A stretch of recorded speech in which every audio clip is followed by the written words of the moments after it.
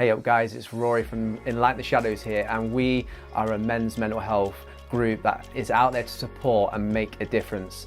Our heart in Enlighten the Shadows is to create media, mindfulness and mentoring in a way we can really impact men's lives so that we can see them transform and utterly be supported and poured out love upon their lives. So it's, even if men are just struggling with a bit of stress and anxiety, or across the spectrum, all the way to if they feel like they just want to end their life or be suicidal. So if that's you, if you feel like you have no reason to live anymore, or you just need a little bit of support, if you need some guidance about how to better your life, some of your mindsets and your strategies, we'll be honoured to have you on the journey with us. And you'll just say, welcome to the Brotherhood. We don't claim to have all the answers, but we are just here for you, extending that olive branch to see you flourish in your life.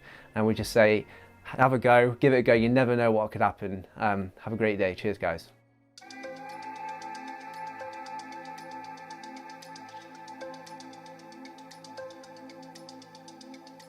Hey up everyone, welcome to Enlighten the Shadows. Today's episode 45, and I have a guest, not from Britain, not from Europe, but all the way across the Atlantic Ocean today for you to really sit down and soak up some of his wisdom and some of his life experiences. We've got a man who has been through some stuff, guys, and I'm really honoured, and I'm honestly blessed that he's come on. And I'll tell you what, guys, once again, Twitter produces the goods. So I'm bigging it up again. Twitter, you know, it's bittersweet, can be a nasty place, but when you just make these special connections, it can really do some good things in this world and make it a better place. So, George, I've slid into your DMs like I can do. You've signed up for the call. The contract's been signed. Here we are. Welcome to Enlighten the Shadows, brother. Thank you so much, man. It's a pleasure to be here, and it's incredible that we live. For me, as a 55-year-old man, it's incredible that we live in a time where you and I can get to know each other. Definitely. We can talk across the world, and yeah, I love it. Great, nice one. I've just said off camera what we are a little bit more, and we've just been connecting in a good way. So, but more of you today. I just wanted to say, like, to the viewers, like, you've took some big risks in your life, George. You've really put yourself out there where many wouldn't, and this is what I really want to kind of dive into with your experiences, that people can hopefully take some inspiration from, is taking courage and being brave in life generally as a man. And you know, well, I won't spoil it for the viewers. I'll quickly just give them quick headlines of, you know, you've moved countries, I believe. From, you know, which is hard enough in itself. I've done that before, so you can relate a little bit. You sold your dream home, so goodness gracious, like saving all that money and that time and graft, and then to sell it. You know, you've got children, so obviously you've got your own businesses. You sold them off, even their toys, they're gone, and now you found yourself in a small country called Guatemala in Central America, and you're serving people with love, compassion, and empathy. And I just think it's awe-inspiring. But before we go into all of that, brother, what I want to ask you is, you growing up as a young man, because I know you're passionate about fathering from your Twitter account. Can you just share with our viewers, like, what your childhood was like as a young man, what your father was like, you know, where you were growing up and all that? Yeah, of course. So I grew up in the United States. I'm from the United States. And 9.5 years ago, we moved to Guatemala. But I would say my childhood, I feel like my childhood was pretty good. I had great parents. They're still married. They've been married for, I think, like 56 years. So I think I had a good childhood.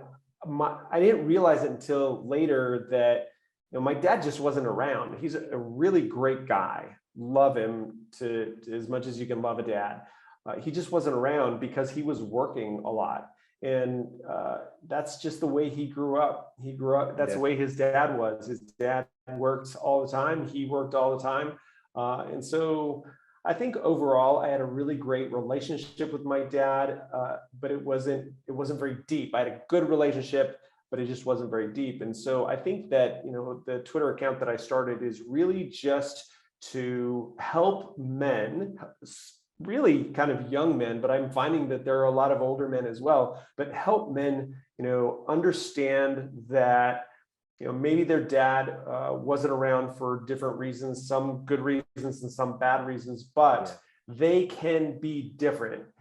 They don't have to be what they grew up with. So yeah, I feel like it was a good relationship. No, that's good to hear. Because sometimes, like, I always like to have the ones where they like come from proper like tough time. And I don't delight and revel in that, but sometimes I think people can relate to that and go, well, if I hear about a geezer, sorry, a bloke, no, a man. Sorry, I saw the lingo. You're thinking, what's this going about? So, a man in this country, in the UK particular, where we have a majority of viewers, they'll be like, all right, well, good for you. I had a pretty rough childhood. So we have, don't want you to feel bad. We do have some guests that have had tough upbringings, and that's really good to hear. But despite that, I like how you've said generationally, you kind of almost you're not your father in a way. There's a guy called Paul Scanlon in Britain. He's not a church leader anymore, but he does a lot of mentoring stuff, and he energizes himself on that a lot. How you are not your father, you're not your father's mistakes. What is it that men or boys today need to hear that I guess probably your generation, and this is not talking about your dad in an ill way, but your generation didn't really get? What do you think they're missing, and what can inspire them? I think probably the best thing that I could have received, and I think really what men can men can give to their sons is just time. That's the first thing. Is just, I think it's important that you're there, and so whether that's showing up for the sports, your sporting events, or showing up to school events, any kind of school activities, I think that's important. I think also something that I was missing, my dad didn't tell me he loved me till I was like 45 years old, like 10 years ago. Wow. I didn't really think about it, but at some point I realized I wasn't telling my boys that I love them. And so I just started looking at the things that my dad did well and holding on to those and maybe even strengthening those a little bit. And then I took a look at the things that I wanted to do differently. So I didn't want to just love them, because I really actually believe my dad did love me, and does love me, but he just never told me and never showed me. He didn't hug me for years. Matter of fact, I hugged him probably 100 times before he kind of initiated the hug. So I think really that men need that stuff. Like, I don't think that you just hug the little girls and you tell the little girls that you love them. I think that we all need it just as human beings. And so I think time and just attention with physical touch and verbal touch as well. Yeah, you're really enough the love languages. I don't know if you've read that, 5 love languages. Yeah, and me and my wife, who you just quickly met, ours is quality time. That's our number one love language. It's so important to us. So if that isn't happening, then you're gonna have problems. So we already know that. So as a preventive strategy, fellas, if you're in a relationship in some sort of capacity, find out their love language. In fact, we'll put it on the screen for the viewers now. That book, it's a quality book, and it will help you. It could be a marriage saver potentially. But George, when you're like going into your more teenage adult year life, what was it kind of like for you? What career were you going into? How did you kind of hustle and make something of yourself as a young man? Wow. So basically high school in the United States, I would say probably 15 to 18 would be high school, but then even kind of the earlier years of college, I was a disaster. Like, I'm the person you were talking about earlier, where they didn't have this great, childhood. I was an absolute mess. I stole things all the time. I drank alcohol a lot, got arrested for driving drunk, smoked marijuana when I was 17 years old, my entire junior year. And so I was an absolute mess. And I do definitely think that put a wedge between me and my dad. And so, yeah, those years were rough, man. Yeah. And I really had no direction. I graduated from high school. I loved photography. I wanted to kind of move in the direction of media and, maybe being a reporter or something like that. And so I did. I studied journalism at university. And as it turns out, I met a girl in college, got her pregnant, did not love her. It was just kind of a time to, I don't know, it was kind of a boredom thing. It wasn't, I mean, it's just the way it was, and that's the way I was. And it's crazy for me to even think about that and recall that. Anyway, we decided to keep the baby, and thank God. And she's a beautiful 30-year-old now, and has her own family. I've got 4 grandkids, and No way. so yeah, man. You're looking good, brother. You're looking good. Thank you. So yeah, I think, I mean, I made a lot of really bad decisions. We stayed married for 5 years. We kind of, toughed it out, if you want to say. And at some point, she actually found another guy that she was interested in, and didn't really want to work it out. I tried to work it out with her. It didn't work out. And so we ended up getting divorced. And yeah, so man, I don't know where that question was going, but that was really from 14, 15 years old to 25 was really the darkest decade of my life, for sure. Yeah. It almost sounds like they call it the dark night of despair, don't they? It's from there's a book about it by I don't know if it's the Apostle John or John, one of the Johns of old, the disciples, but it talk about the darkest night, and it's where you get to a pit of despair. And a lot of men watching this now will totally relate to that, where you are literally, you're beside yourself. I felt it last year. This is why Enlighten was birthed, in the darkness, like where you don't want to be around anymore. Like you can't see the wood through the trees. You can't see the light at the end of the tunnel. You don't know where to turn, because everything's literally just depressing and everything's failing around you, and then you feel like a failure. I mean, I'm kind of glad though, because what you've just said, like, did you ever get caught? You said you obviously did drink driving and stuff like that. Did you ever have like a real kind of like light bulb moment where something was like got your attention, or did you just kind of like just cruise through this marriage, and then, like you say, you got to that destination as you described? Yeah, I don't know. I can't, there was no specific moment or any, it was really just kind of this gradual change of, going through a divorce was probably one of the lowest parts of my life, for sure. I mean, it was just brutal, broke my heart, didn't want to be apart from my daughter. We ended up, we had 50%, 50-50 custody. So it was, half the time she was with me. But that was brutal. Listen, if you I don't think you have, I don't know if you have kids yet. I'm guessing not. Not yet, brother. That's a whole nother story. But when you have kids, man, I remember. And so when you have kids and you're apart from them, it is heartbreaking. And so, that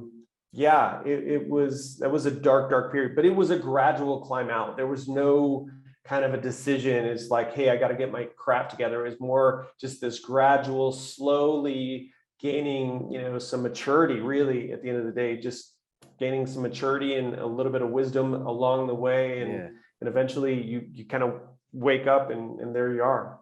Did you have anyone kind of in your life that helped you a lot, like a brother or father or whatever, anything like that? Or was it all quite independent? Because I feel like everyone in their 20s ish, it can vary. It can be sooner and it can be sometimes a lot later. But was there a person in your life or a male figure that kind of, you said it was obviously a slow progressional thing and you didn't have an epiphany, but was there someone around you that kind of helped you like kind of slowly get out of that? Because I think a lot of men watching this like can and will relate, especially with a divorce. Like there's men we support who their exes have used their children as a weapon almost, and it's pretty tragic. But yeah, is there that? Did you have anything like that? I don't remember having anyone specifically. I think probably one of the things that started to change is just reading books.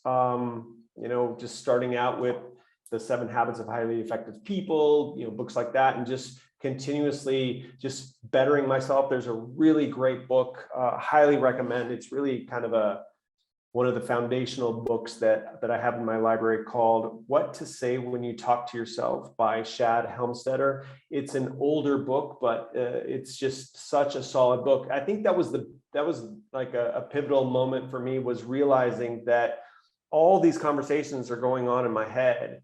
And they're going on in all of our heads, right? And most of the conversations that we have with ourselves are negative. And so he just kind of called that to attention. And in that book, and it's been a little while since I've read it, but in that book just kind of gave you other ways to talk, like this is how you should talk to yourself. And really just mostly the biggest thing was identifying the negativity that's in your mind. So I think that was, honestly, I would have to credit books. So right now I actually coach young men. I work with young men. I don't even like the word coach. It's more like we strategize how for them to be the best version of themselves. Like that's what I do. And the reason I decided to start doing that is because I just didn't have it. My dad wasn't around. I never had a positive male role model in my life. No one that I met with or was close with. And so I think that's an important aspect for young men and men in general, is just to have someone to either run with, or someone to, iron sharpens iron, or someone to learn from. I think they're both important. Definitely. Iron sharpens iron. Where'd you get it from? This one, that book? That's a pretty good book, man. You can't go, I tell you what, people might not, I will go there, people watching, they might be from all walks of life, religions, belief systems, absolutely fine. As people may or may not know, I'm a Christian.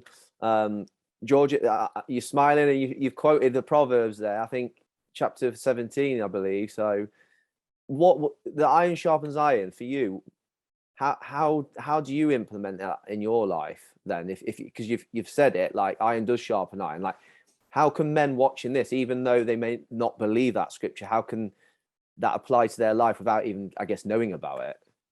Yeah, so there's iron sharpens iron, certainly, and biblically it talks about how Christian men can work together and raise each other up and challenge each other and kind of lock arms, if you will, and through all of that they can become better equipped to do the work that they're called to do outside of Christianity.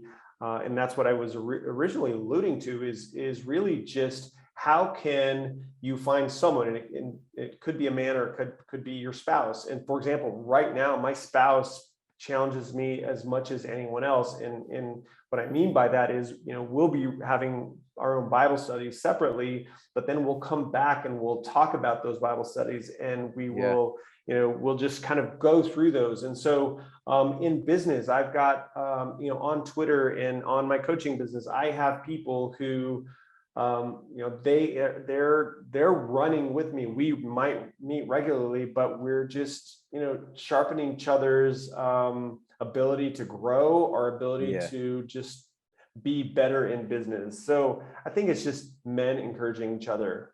Yeah, that's good. I was a bit worried for you there. I thought when you talk about the your wife, I thought the iron sharp irons, the sparks flying when you've left your underwear on the floor. Or you haven't wiped the toilet seat, or put the toilet seat down, things like that, mate. Yeah, that's labeled something else. That still happens. It's just labeled something else. No, it's all good. So, moving forward in your life, you've obviously alluded to that stage that you're at. We kind of jumped forward talking about your current wife and that. So, for the fellas who are trying to better their lives, spread their horizons, how did that transition then, I guess, going into your 30s, like life as you know it now, where you said you've built up like a couple of good businesses before you've made the big jump? What did that kind of look like? Yeah, I think that through these books and just really self-education, it was really just getting better at being the best version of myself, which was getting better health-wise, getting better mentally, For me, it was important throughout this whole thing to journal and to begin writing. I wanted to study journalism, or I studied journalism, but I wanted to be a journalist. And so writing was an important part for me, a part of my journey. But I think probably the most important thing I did, and I just tweeted this just the other day, the most important thing, the kind of turning point of my life from good to great was really just meeting my wife. And that sounds so cliche, but the reality is that she changed everything. And let me tell you, if you're not married, this will be the most important decision you make. I mean, as far as, you know, living in this world, there is nothing more important, because she's either going to run with you and build you up, and you're going to build her up, or she is going to work against you. And I know it doesn't, you know, maybe seem so obvious in the beginning, but that decision is so important. So, you know, I always just encourage young men. I'm working with a young guy right now who's kind of in the middle of dating. And I'm like, listen,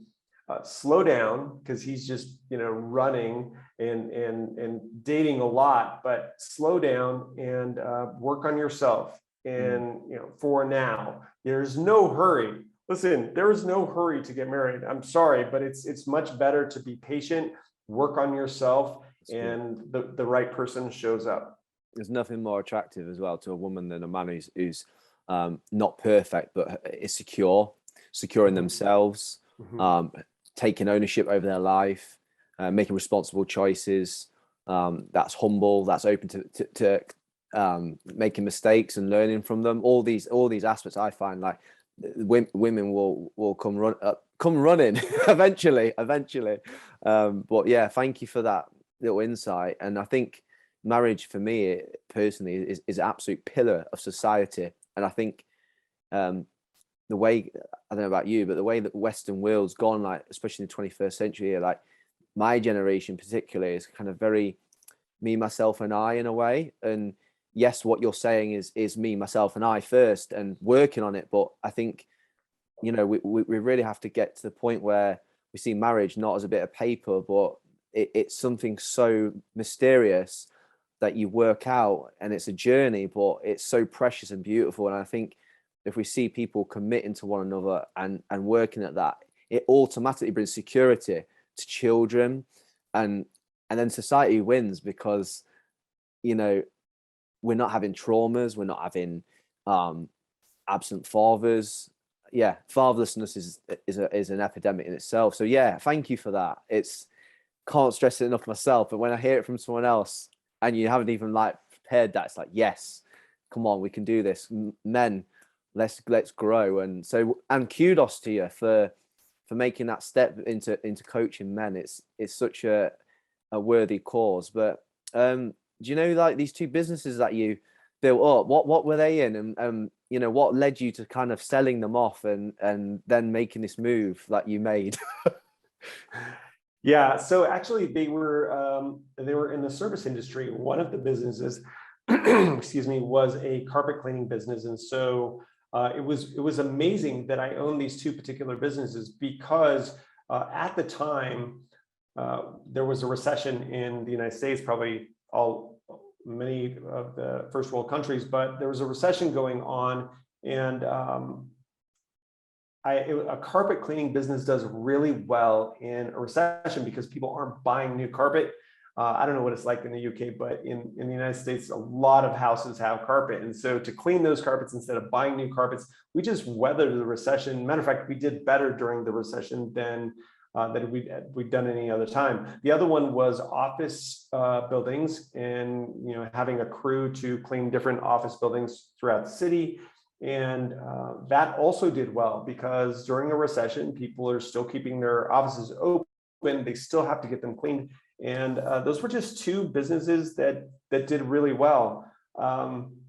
But at some point, my wife and I, we've been married 23 and a half years now, which is just crazy town. Come on. But at the time, we decided to move to Guatemala and sell everything. We wanted to move to Guatemala to become full-time missionaries and to really just follow our faith. We felt like, we've been Christians a while. We kind of grew up in Christian homes, but we were just kind of tired of talking about all the things that are going on in the Bible. We wanted to actually them out. And we wanted to see what that would look like to serve the poor, what that would look like to take care of the widow and the orphan. And so we literally, we sold everything. We sold our two businesses, and we did this all within 7 months. We sold our two businesses. We sold our dream home, which we expected to live in for the rest of our lives. And yeah, all our cars, everything except for 10 suitcases, which was 2 suitcases each. So we moved to Guatemala with our 3 young kids. They were 9, 10, and 11 at the time. And we started a life here. It was just, it was incredible. And Ballsy. Very ballsy. It was, I look back and it was a big move, but it didn't feel like a big move. We really felt pretty convicted that this is where we should be. And since coming here, we established a middle school in a small village. There was no middle school, just an elementary school. So we started a middle school, which we still run today. We just started 2 new programs actually to take care of. We identified every widow in our village, and there are 41 widows, believe it or not, in this little village that we live in. So we identified them. We have reached out we met with every single one in their home. And so we have a new program for that, where we're just helping them to let them know that they're not alone, and that if they need something, we're here for them. And then also, we just have a really huge heart for single moms. And so weirdly, there are 43 single moms in our village, and they're raising kids on their own. Some of them have, a couple of them we met have 5 kids that they're raising on their own. And so again, we just did the same thing. We just kind of reached out to them and said, hey, how can we help you? Where are you? Where's the gap? Where can we fill in some gaps? And and then with our middle school, it's just it's been an amazing experience. These 9.5 years they've gone so fast. One other thing, just scripturally talking about, the Bible does talk about taking care of widows and orphans. And so we started this program, but three years ago, just over 3 years ago, we also adopted 4 kids who were they were 4. It was 3 brothers and a sister. The sister was born deaf. They were stuck in a Guatemalan orphanage. 99% chance of not ever getting adopted, because they were siblings, and you can't split siblings up to get them adopted. And no one is going to adopt 4 kids. And so, we just over 3 years ago, we adopted 4 little ones, and one just walked by. And there is just, it's been an amazing experience. Wow, this is mind blowing. So guys watching this must go, wow, that is a lot. That's making some moves. That is really making some bold decisions. And I want to unpack your brain a little bit, if I may. And I've said, beforehand, like, obviously your faith is a massive director of your life, and it has to be, especially when, not to freak the viewers out, but when Jesus calls you, like, you come, and I think everyone understands that. I really do. I think non-believers, people who think, God doesn't exist, I think they're very shrewd, they're clever. I think they know the sacrifice you've got to make that step. And I think obviously your faith is in there, but are there some principles, like some spiritual laws or scriptures that you can kind of share with our viewers that would, again, they might not believe, but hold on a minute, you're sitting in front of us, and you've done these amazing things, like amazing feats, and you will say glory to God, and He's directed you. But I think there'll be some men stuck a bit in their life and go, right, well, how can I apply that in my life? So my faith is I could not. I don't know that I could have done all of this. No, I'm sure I couldn't have done all of this if it weren't for my faith. Like this is a lot to sell everything, including 2 successful businesses, your home, to move across, thousands of miles away into a small mountain village, and then to adopt 3 kids. To do these things, it really has been by the grace of God that we've been able to do it. So let me just tell you that this is the craziest story. When this is where it all started. This is the genesis of it. Is I was in my basement. In the United States, we have American football. I was watching my favorite team, the Denver Broncos. They just lost a game. I'm in my basement, and it wasn't a voice or anything, but I just really felt like God was talking to me. I'm sitting there, turn the TV off, and just sitting in my couch, and I felt God ask me, "Do you love me?" And I said, "Of course I love you." And then I felt God ask me, "Oh, do we have a bad connection?" No, I'm saying because when God asks you, does he love you? You're like, what's coming after that bit? Yeah, well, it was just this kind of casual, and it was, people asked me, it wasn't a voice. It was really just, in my head and in my heart, I really felt like for the first time ever, really, this was God talking to me. And so, do you love me? Of course I love you. I absolutely love you. I've been a Christian for a lot of years. I go to church, of course. And then I felt, do you love me more than your wife?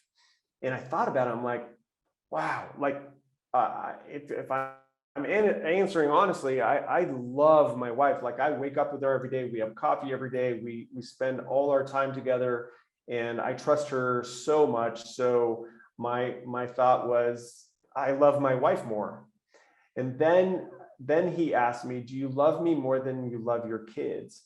And with my kids, it was easy. I'm like, I would die for my kids. If they needed my heart, I would say, here it is. I'm done. Here, you have my heart. So I love my kids more than I love you. But then he asked me, and this is the craziness of this, I felt him asking me, do you love me more than you love the Denver Broncos, the football team?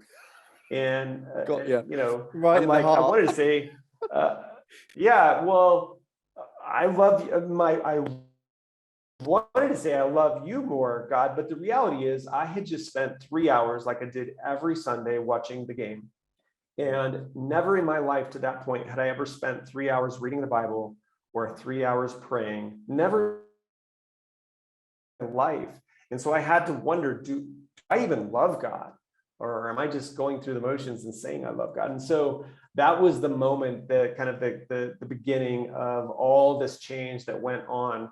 And at some point, it was about 2 years later is when we moved to Guatemala, but that was the beginning. I don't even know why I told you that story. No, it's amazing. And would you say like the courage, the bravery, where did you tap into that, or what did you find?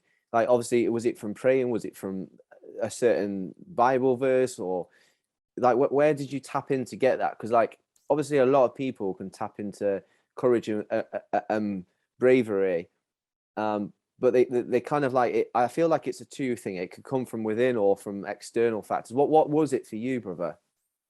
Well, two things. I want to say number one is that I think men have bravery built into them. I think men are brave, in that's the way we're made. And so I'll talk about that in a second. For sure, I make a lot of decisions that I'm making right now out of sheer just being a man and being brave, right? And out of my personal bravery. But in that particular situation, that was really drawn completely from God. And this is how that happened. After that meeting that I had with God in my the basement of my home, a year later, I went on a missions trip. I flew to Guatemala City to an orphanage, weirdly, and just helped them out at the orphanage for a week, and just spent a week doing that. And just to back up, after that meeting I had with God, I really just thought to myself, do I love God? And so I decided to stop praying at that moment in my life. I said, I am not praying for myself anymore. I'm not praying for my family. I'm not praying for my businesses, which is basically what my prayers were, what they consisted of. And I said, I am just going to pray for an entire year, a 4-word prayer. I love you, God. That was it. That was my whole prayer for an entire year. And so anytime I felt like praying for my health or my family or my business, I just said, I love you, God. And because I had to know, do I love God or not? And so a year later, I go on this mission trip, and I remember it exactly. And really, I really believe that's where I became a Christian. I was at this feeding center, and in Guatemala City, Zone 6, and I walk in the back room, and I just remember seeing there's like a sea of kids. There's like 200 kids, and they were all kind of getting their seats and getting ready to get their plates of food. And these are like the poor. Guatemala is a poor country. It's a developing country, but this was like the poor. And I just remember that the worship worship group got up. They started playing the guitar and the trumpet, and they started singing. And all the kids just like stood up, and they're just like, they're singing and they are praising God. They're the poorest of the poor in this country, and they're praising God. And I thought to myself, they love God, and God loves them. And it was just like at that moment that I realized, you know what? He loves me too, and I love him back.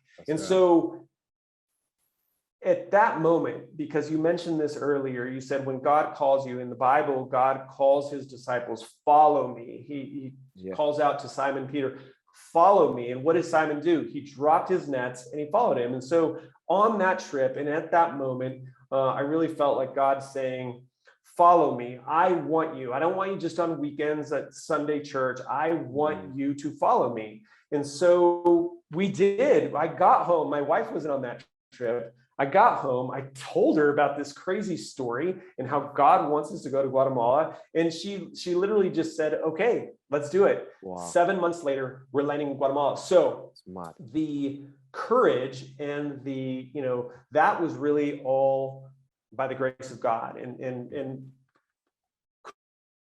we couldn't be more blessed in so many different ways by being here in Guatemala and following him here. As far as courage and bravery, just on daily decisions, because as human beings, he made us, and so as human beings, as men, we have that in us. And here's what I want to say about that.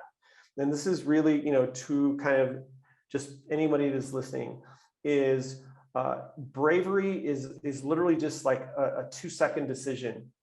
And so you just decide to do that thing and then do it. And then that's it. It's just a decision. Just be brave, do that thing. And so for some people, being brave might be, applying for that job. I'm starting a new coaching client on Saturday. And for 9 years, he has been basically in his apartment and just kind of lost for 9 years. He's 30 years old. And really it's just a decision. We're just literally going to take one step out the door and then another step out the door, all these things. And so make a decision for one step. Don't think about the whole mountain. Don't think about all the steps you have to take.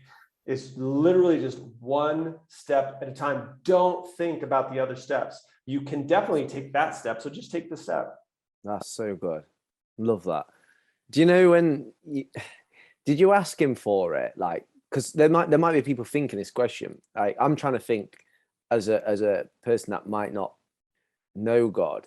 So would you say, like, because of the obedience to love him back, would you feel like in your personal experience, therefore the courage came? Obviously you've said it's ingrained. It's like Gideon was, who realized he doubted himself, and then he was called mighty man of valor. Love that. So powerful. And I want to, in fact, I'll have to pause. Men, I want to say to you, like George is saying, like, you need to know this. You are mighty men of valor. You are courageous. Let's sit with that right now and receive it. I believe that you are courageous. You are bold. And as George said, just take that one step. Take that one step. Whatever it is, I believe in you. We believe in you. And you're on the right path. You can do it. Sorry, got fired up there.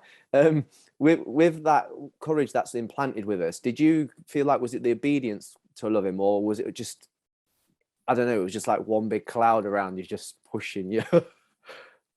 Yeah, so if I understand you correctly, you're wondering like the obedience to love him, where did that come from? Is that what you're Yeah. asking? Yeah. And Yeah, then did no, that give you the courage and the bravery as a result of it? yeah. So here's the craziness of just surrounding that whole picture, and what happened is that all I wanted to discover was whether or not I loved him or not. That was Mm. it. And as soon as I realized that he loved me and I loved him, like as soon as I realized that relationship, there was really, it wasn't really, I didn't feel brave. I still don't feel brave. Like I don't feel like anything like that we did as far as, you know, going home. I remember I got home, it was 11 o'clock at night. It had just snowed. I remember walking up the steps and the crunching snow underneath my feet. And my kids were asleep. My wife was waiting up for me. We talked for a few minutes and then we went to bed. And we're laying in bed in the dark and I'm holding her hand and I'm telling her, because I told God, I'm like, listen, I'm down with that, but like you got to talk to my wife. I don't, what am I going to say? So I'm literally, we're laying there in the dark. I'm holding her hand. And I just asked, I told her, what I felt God was calling us Mm. to do. And she literally just said, okay. And so for me, it was really at that point, it wasn't, I didn't have to decide to be brave because it just didn't feel brave. And it didn't it was, and it wasn't obedience either. It was just really just my trust in God and and really just trusting that he was going to lead the way, because we were on this kind of need to know basis. We only knew, I promise you, and I can tell you, we knew the step in front of us, man. Like that's it. We knew one step. We didn't Mm. even know what we were going to do when we got here. It was really just one step at a time. And before you know it, 7 months later, we're here. Everything is sold. So for me in that situation, it really wasn't brave, as this is going to sound weird, but it wasn't really bravery as much as it was just pure love. I loved him, he loved me, and that was the deal. It was, because you probably don't feel brave with your wife. It's a love relationship, and so it's like you trust her and she trusts you, and so you guys can do so much together. And that's the way it was for me. Now, outside of my faith, I mean, I have to do brave things all the time. I mean, it was obedience, but it was also bravery to adopt 4 kids. I will tell you that is craziness. But again, it's just also trust, and it's just one step in front of the other. You know what? You adopt 4 kids, and it feels like you're in the middle of the sea, and you're drowning for a long time. It was really, really hard, but it's not hard anymore. It felt hard. That's good to hear. It's like sandpaper, smoothed off your rough edges in time. It takes time. It really, everything good. just takes time. Absolutely. Yeah. What can you encourage our men watching to push them out of their comfort zone, based on your experiences, and what can you encourage them with to just get them out of that comfort zone? Obviously, you said take that first step. That's vital. That's massive. But how can we just get men to just get out of that comfort zone and see them rise to be the men that they are called to be, that they're that's within their destiny? How do we do that? So I don't know what, like, your viewership, I don't know what age range, I'm guessing they're maybe your age, kind of a younger men. And so my advice to men is, first of all, here's what I really believe. I really believe that anybody that's watching this or listening to this right now, they already have a really good idea of what they need to do. They already know what their, some bad habits that they have. So now it's literally just, what I recommend is just writing some things out and then making a commitment to get those things done one at a time. And so, it's one of the first things that when I'm coaching people, one of the first things I talk about is their health. What are you doing health-wise? And most of them, like 90% of them, aren't doing anything. They're playing video games. They're, really binging out on Netflix or whatever. And so The first thing I do is I said, listen, we're going to start doing a couple things. One is you're going to start walking 15 minutes a day. That's it. Get out of your house, get under the sun, get some vitamin D, and walk for 15 minutes. So I would recommend anybody that wants to get off center is to move your body, get outside, even in the winter, and get a little bit of sun, even though I know it can be really cloudy in the UK a lot of times, but just get outside, right? Yeah. So I think physically, I think the second thing I would recommend to just men who want to get off center is to get their eating in order and start eating more real food. And so again, less pizza, less fast food, less, and just more things that you make at home. It doesn't mean you have to eat salads, but eat a hamburger that you cooked on your grill, or, eat fruits and things that are real food. So I would say your health is a big part of what you want to do.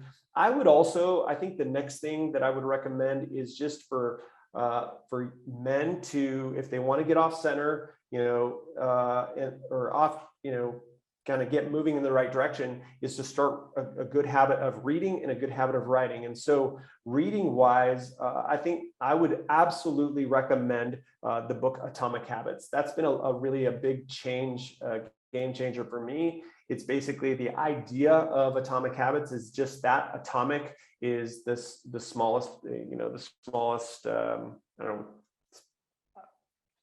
atomic. Yeah, it's an atom. It's like the smallest atom. I can't think of the word. I'm having a mind block. But anyway, so it's taking the smallest habits and building a habit at the smallest level. And so instead of, if you're going to run a marathon, you don't go out and run 26.2 miles. You literally start out by walking 15 minutes, and then you walk 30 minutes, and that happens over time, and eventually you run a mile, and then you run 5 miles, then you run 10, and you build up. But that's when you start out with the most basic building blocks. So I would definitely read Atomic Habits. I think that's an important book, because we're a bundle of habits. We pretty much do the same thing every day. So if we can start making those small changes, that's going to help move us in the right direction. And then as far as writing, and so we've got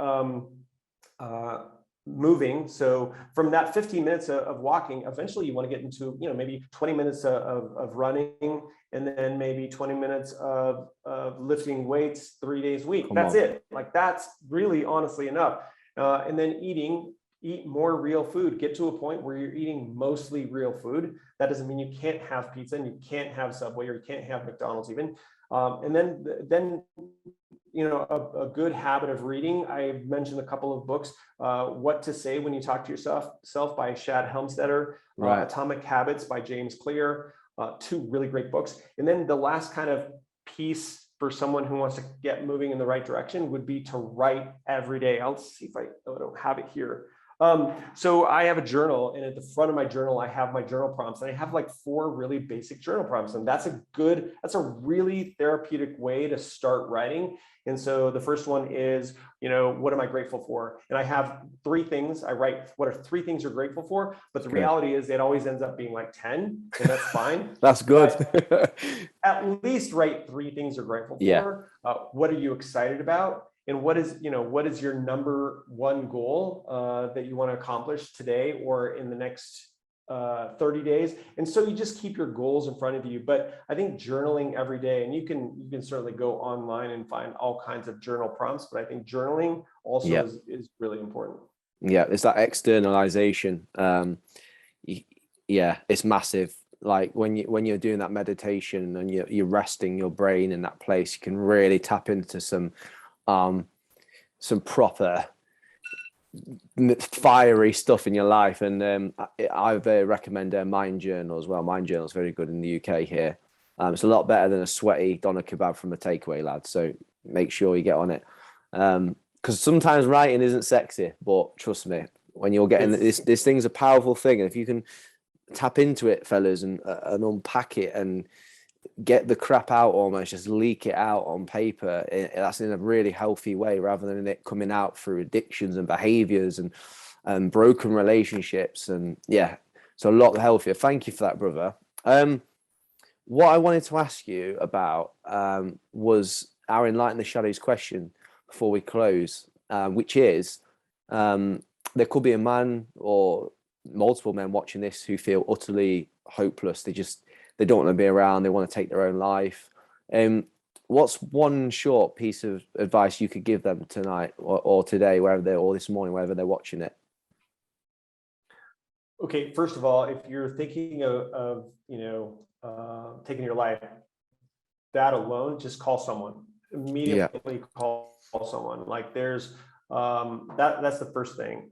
Call me. You can text me. You can message me on Twitter, but call someone, and it doesn't even matter who, and just let them know how you're feeling, because it unfortunately, the men's suicide rate is way too high, and it's higher than women, and like 3 times higher than women, I believe. Yes. So that's number one. If you're feeling helpless, I want to leave you with this, and I'm pleading with you almost to just listen to this one thing, and that is that you can absolutely change your life, like almost unrecognizably, in 90 days. It's not as far away as you think it is. Like you can get in much better health. You can get in a much better mental place. You can get a job. You can quit a bad habit, all within 90 days. And so I think a lot of times when we feel stuck, we just feel like I'm never getting out of this. And listen, you can't get out of all of that at once, but it literally is just that one atomic habit at a time.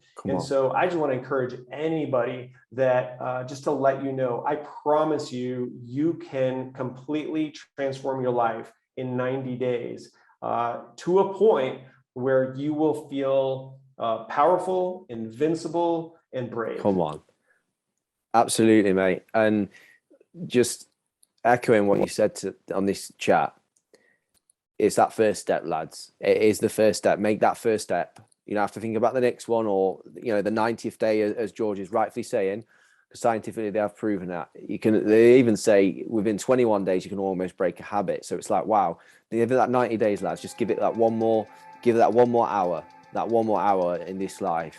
There is light at the end of the tunnel, and that's coming from 2 blokes here who have been through some stuff. And I'm not doubting you are probably going through some horrific stuff that we couldn't ever understand properly or feel that pain. But if you just remain and take that one step and be brave, courageous, stay with us, and replay this, you might have missed something. Just like in this good book, I'm reading it in a year through the Daily Audio Bible, and I'm picking up stuff. You read these things time and time again, and you just find a new little nuggets, new bits of revelation. And so you can, fellas, stick with us. Coming up on the screen right now, we've got the subscribe just below. We want to reach as many men as possible, guys. We want to share the message. We want to equip men. We don't want them stuck and to remain where they are. We want them to grow further. So yeah, get this out there as far as you can. Throughout the episode, George's Twitter's handle's been coming up, so it's coming up on the screen as well. Give him a follow. I absolutely promise you there's some wonderful stuff on there. Search for Carlos. The story about Carlos is a tearjerker, fellas. It will inspire you how he met this man, and the compassion and the transformation is huge. That's all I'll say. And we're on Instagram and Twitter, so our handle is at Enlighten the SH1. It's been class, George. It's been brilliant. I really appreciate your time, and thank you for sharing and opening your heart for our viewers about your experiences. It's appreciated, mate. Absolutely. It was really great to meet you. I appreciate the time, and man, like I said, if someone, and I don't know why this is just kind of sticking in my mind, if someone is, if you're really up against it and you're feeling like, man, I don't have anywhere to go, I don't have anybody to talk to, I'm over it, search me out on Instagram. Just I'm sorry, on Twitter. I'm not even on Instagram. I am, but I'm not. Search me out on Twitter, and just send me a DM, man. I'll call you. I'll set up a Zoom with you, and we'll just talk, because I care about you. That's so sick. Thank you. Appreciate it. And I think that I need to chat with you about some other stuff that I didn't know about you that I do now. I think we've been connected for a reason, so we'll talk about that more. But yeah, guys, thank you. This has been episode 45. I hope you enjoy it, and we'll see you next time. Thank you.